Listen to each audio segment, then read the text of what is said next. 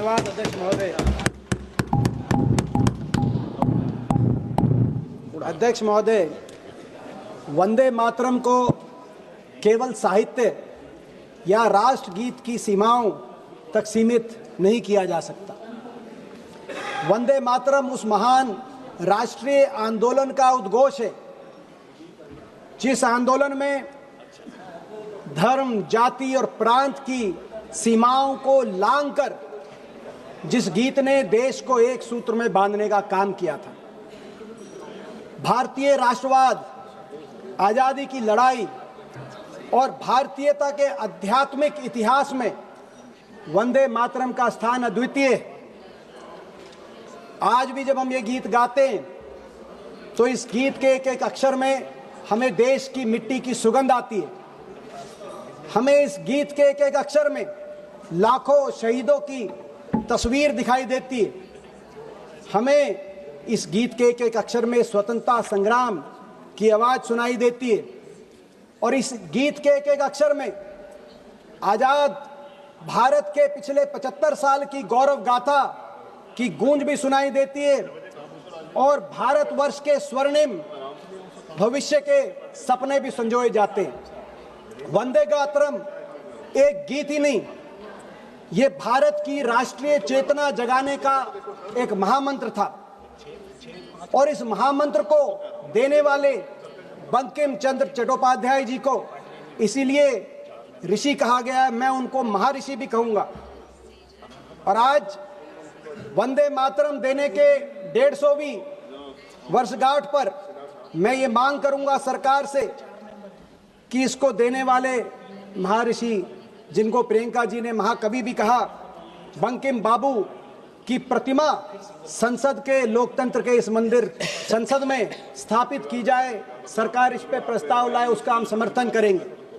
मैं साथ में ये भी कहूंगा कि वंदे मातरम का भाव समझते हुए सरकार एक प्रस्ताव और एक संकल्प ये भी लाए कि ये गीत जो भारत की एकता का सूत्रधार था, उस गीत को, उस एकता को खंडित करने के स्रोत के रूप में उस गीत का दुरुपयोग ना किया जाए।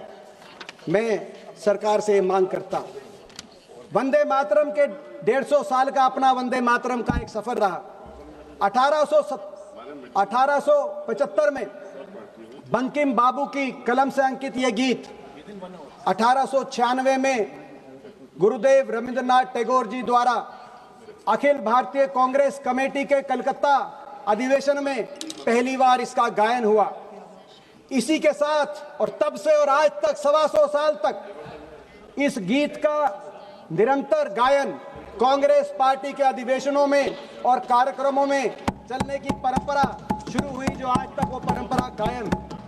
1905 में जब अंग्रेज ने, लॉर्ड कर्जन ने बंगाल को सांप्रदायिक आधार पर बंगाल के 2 टुकड़े करने का प्रस्ताव दिया, तो बंगाल में हर धर्म का, हर मजहब, हर जाति के लोग एक साथ वंदे मातरम इस गीत के गान के साथ खड़े हुए और बंग भंग के विरोध में आंदोलन हुआ, जिस आंदोलन की अगुवाई भारतीय राष्ट्रीय कांग्रेस के सुरेंद्रनाथ बनर्जी, लाल बाल पाल जैसे महान कांग्रेस के नेताओं ने जिस आंदोलन की अगुवाई की।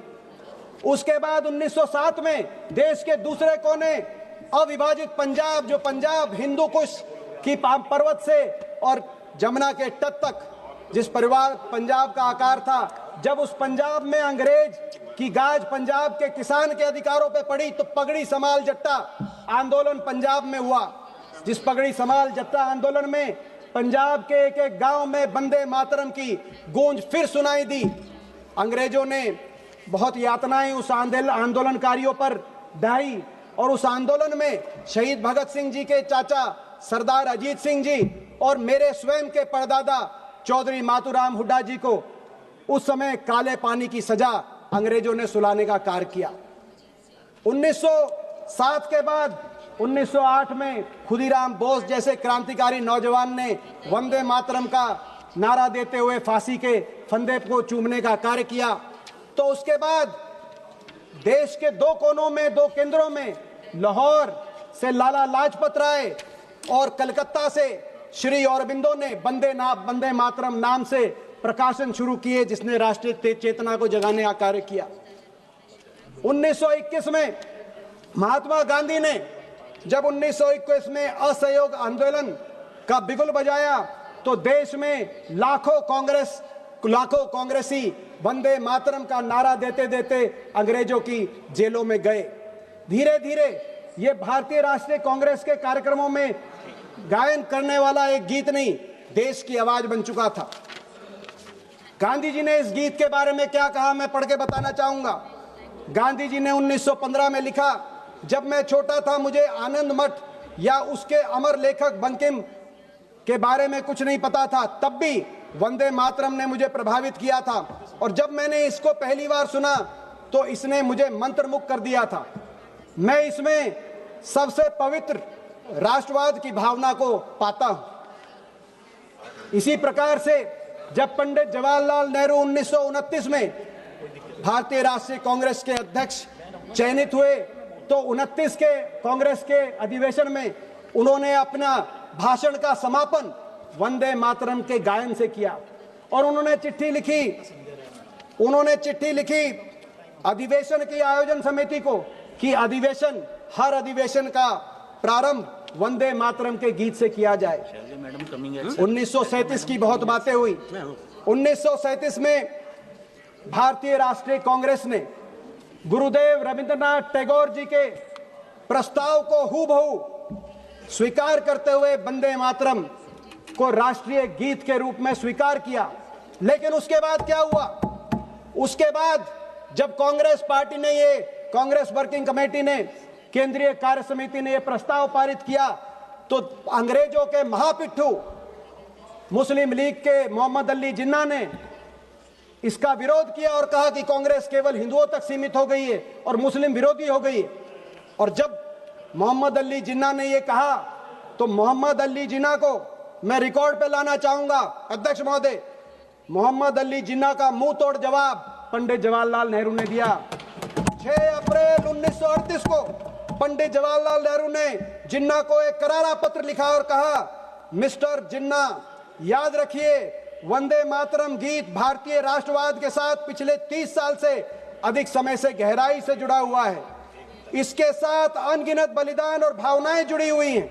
लोकप्रिय गीत किसी आदेश से पैदा नहीं होते, ना उन्हें जबरन थोपा जा सकता है, ये जन भावनाओं से उपजते हैं। पिछले 30 साल से अधिक समय में ऐसा कभी नहीं माना गया कि वंदे मातरम गीत में कोई सांप्रदायिक भाव छुपा है और इसे हमेशा से भारत की प्रशंसा में देशभक्ति का गीत माना गया है। पंडित जी ने लिखा, जब जिन्ना, अंग्रेजों के महापिट्ठू जिन्ना वंदे मातरम का विरोध कर रहे थे और कांग्रेस और पंडित नेहरू उस विरोध का करारा जवाब दे रहे थे, तो कुछ ऐसे भी संगठन थे जो सत्ताधारी दल से जुड़े हुए हैं, जो अपना गीत गा रहे थे। उन्होंने जिन्ना के इस विरोध के बारे में उस समय कुछ ऐसा नहीं कहा जो रिकॉर्ड में हो। यही नहीं, 1947 देश की आजादी 14-15 की मध्य रात्रि जब भारत स्वतंत्र हो रहा था, आजादी की पहली सांस हिंदुस्तान लेने जा रहा था, तो पंडित नेहरू ने संविधान सभा के अध्यक्ष डॉक्टर राजेंद्र प्रसाद जी को एक पत्र लिखा और उस पत्र में उस कार्यक्रम की रूपरेखा को प्रस्तावित किया जो आजादी का पहला महोत्सव मध्य रात्रि को बनाया जा रहा था। और उस पत्र में यह लिखा कि मैं आग्रह करता हूं कि उस कार्यक्रम का प्रारंभ वंदे मातरम के गायन से हो, और ऐसा ही हुआ। अंततः देश की आजादी के बाद 1950 में संविधान सभा ने इसको राष्ट्रगीत के रूप में अपनाया और खूबसूरती ये थी उस संविधान सभा में सरदार पटेल, मौलाना आजाद, डॉक्टर राजेंद्र प्रसाद, पंडित जवाहरलाल नेहरू, बाबा साहब भीमराव अंबेडकर, मेरे स्वर्गीय दादाजी चौधरी रणवीर सिंह हुड्डा और श्यामा प्रसाद मुखर्जी भी शामिल थे। सबने एक मत से, एक स्वर में इसको अपना राष्ट्रगीत माना। किसी ने 284 सदस्यों में से एक ने भी कोई आपत्ति नहीं करी, एक ने भी कोई संशोधन किसी एक अक्षर पे नहीं किया। राष्ट्रगीत के रूप में एक एकता के भाव से हमें अपनाया। देश की आजादी में असंख्य लोगों ने वंदे मातरम बोलते बोलते अपने प्राणों की आहुति दी। असंख्य लोगों ने अंग्रेजों की यातनाएं सही, जेल के दर्शन किए। मुझे भी गर्व है अध्यक्ष महोदय इस बात पर कि मैं एक ऐसे परिवार से हूं जिसकी 2 पीढ़ियों ने उस आजादी के आंदोलन में कुर्बानियां दी। मेरे परदादा जी को अंग्रेज ने काले पानी की सजा सुनाई, तो मेरे खुद के दादाजी 8 साल तक ब्रिटानिया हुकूमत की काली कोठड़ी और जेलों में रहे, जिनमें से 4 साल उनको सजा वंदे मातरम के गायन के बाद हुई। और उन्होंने जब अपनी आत्मकथा लिखी तो उस आत्मकथा का नाम, चौधरी रणबीर सिंह जी की आत्मकथा का नाम song of freedom Vande Mataram के नाम से उन्होंने अपनी आत्मकथा लिखी। ये भाव था। आज वर्तमान संदर्भ में जब हम वंदे मातरम का गायन करें तो हमें वंदे मातरम गीत के अर्थ को भी गहराई से समझने की आवश्यकता है। वंदे मातरम गीत की आत्मा में भारतीय संस्कृति की आध्यात्मिक प्रतीक भारत मां। मगर प्रश्न उठता है, बहुत सी जन्मभूमि अपनी जन्मभूमि को पिता कहते हैं, बहुत से मुल्क कोई बंधु कहते हैं, कोई भाई कहते हैं, बहन कहते हैं, मगर मां ही क्यों? भारत मां ही क्यों? क्योंकि मां जननी है, मां पालनहारी है। भारत की संस्कृति में मां ही करुणामयी है। मां ही है जो चाहती है उसकी हर संतान फले फूले, खुश रहे, हर संतान को वरदान मिले, हर संतान के प्रति करुणा हो, जैसे कि इस गीत के आगे के अक्षरों में कहा गया है। और मां ही है जिसके लिए हर संतान बराबर है। राजनाथ सिंह जी ने कहा कि मां के, भारत मां के लिए जनगण मन और वंदे मातरम बराबर है, मगर मां ही है जिसके लिए हर संतान बराबर है। संतान में भेद नहीं हो सकता, चाहे वो संतान किसी धर्म की है, चाहे वो किसी जाति की है, किसी भाषा की है। ये उन्होंने नहीं कहा। वो मां ही है, वो मां ही है जो हमेशा ये चाहती है कि उनकी संतान आपस में प्यार से रहें, मोहब्बत से रहें, आपस में संतान में लड़ाई ना हो, झगड़ा ना हो। और इसीलिए भी मां, क्योंकि हर संतान के लिए भी मां से बढ़कर कुछ नहीं। मातृभक्ति का भाव हर संतान के दिल में पवित्र होता है। कोई संतान ये नहीं कह सकती कि मुझे मां से ज्यादा प्यार है और तुझे मां से कम प्यार है। इसीलिए दूसरों की देशभक्ति करने पे प्रश्न चिन्ह लगाने वाले सच्चे देशभक्त नहीं हो सकते। और मां ही क्यों?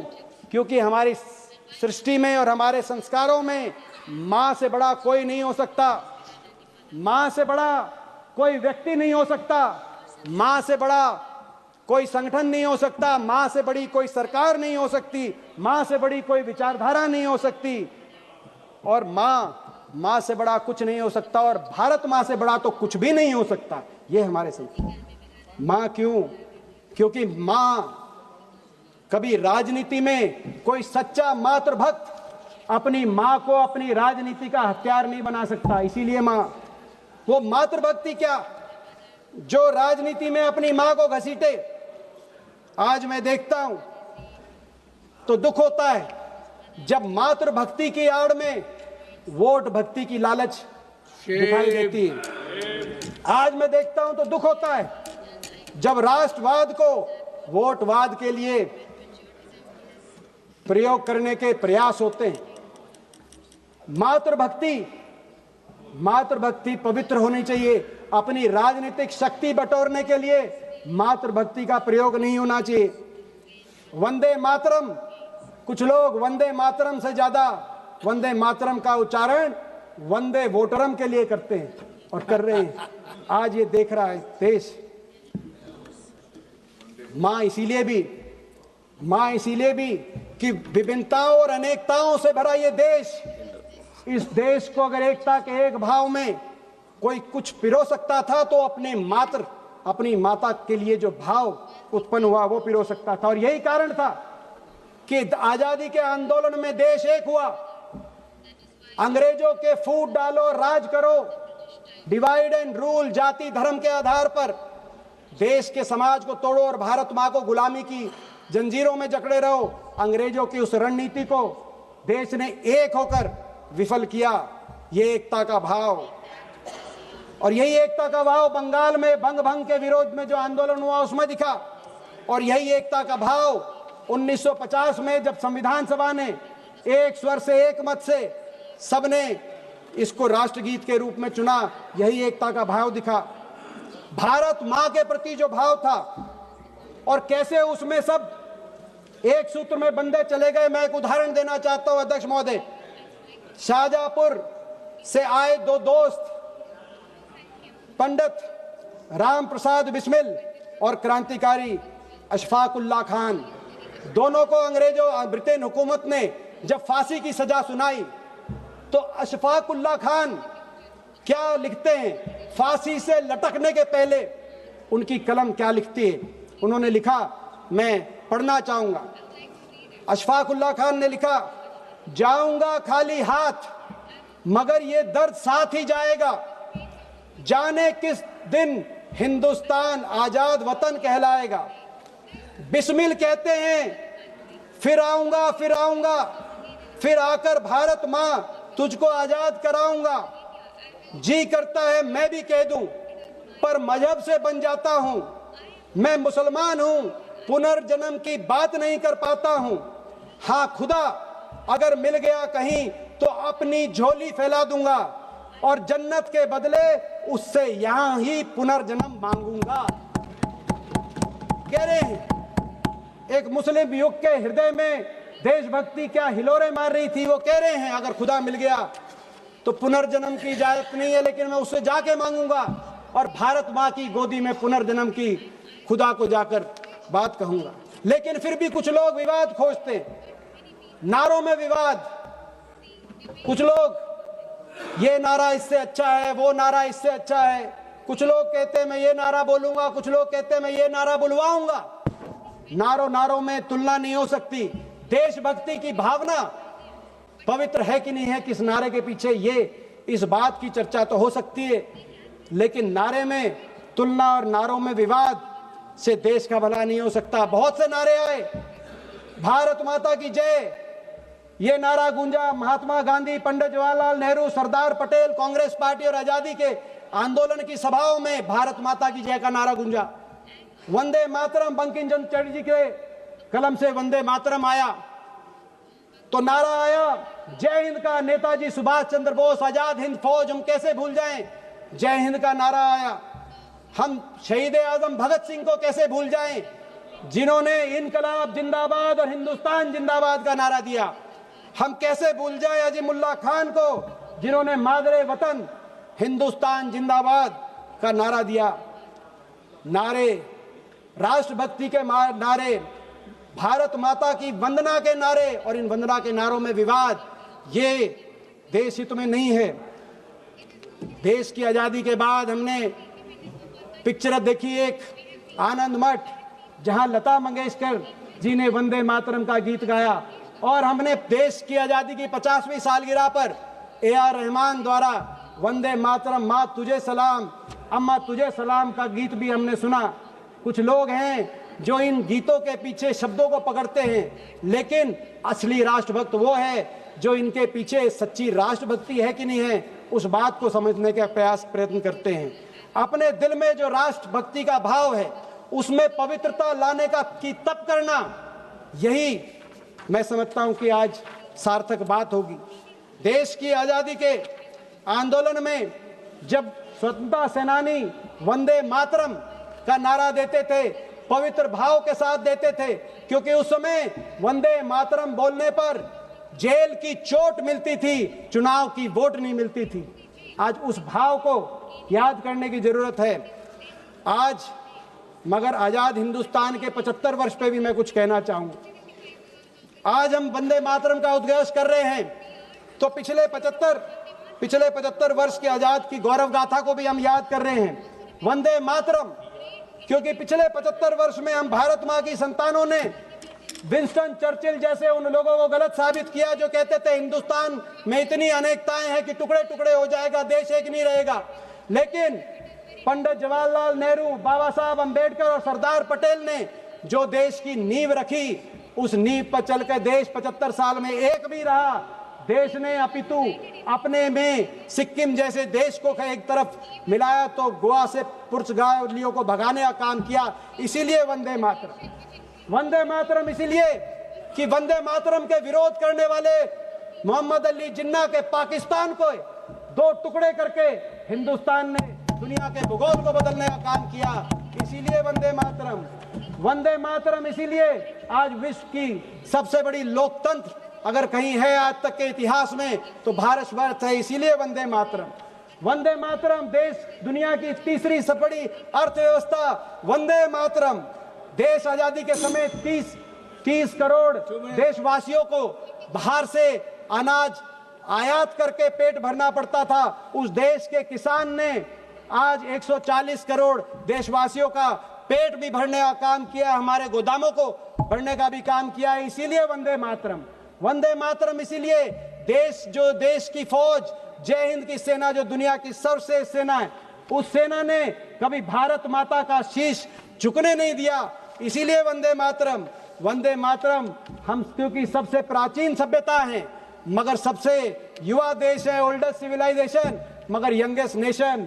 इसीलिए वंदे मातरम। न वंदे मातरम इसीलिए क्योंकि नेहरू जी के कार्यकाल में बने IIT, IIM, एम्स से निकले डॉक्टर और इंजीनियर दुनिया के जब कोने कोने में गए तो पूरी दुनिया ने माना कि सबसे सर्वश्रेष्ठ अगर डॉक्टर इंजीनियर कहीं से आए हैं, प्रोफेशनल आए हैं तो वो हिंदुस्तान के माने गए। इसीलिए वंदे मातरम, वंदे मातरम इसीलिए जो इसरो बनाई गई उस इसरो के माध्यम से अमेरिका के मुकाबले 20% ही बजट में हमारा मंगलयान मार्स पहुंच गया। इसीलिए वंदे मातरम, वंदे मातरम इसीलिए देश के सामने जो आंतरिक चुनौतियां आई पिछले 75 साल में, अलगाववादी ताकतें, आतंकवादी ताकतें, उन्होंने जब सर उठाया तो हमने जो कुर्बानी देनी थी लाखों लोगों ने कुर्बानी दी। हमारे पूर्व प्रधानमंत्री इंदिरा गांधी जी ने भी अपनी जान की कुर्बानी दी, राजीव गांधी जी ने भी अपनी जान की कुर्बानी दी, लेकिन इन आतंकवादी अलगाववादी विचारधाराओं को पनपने नहीं दिया और देश को एकजुट रखा।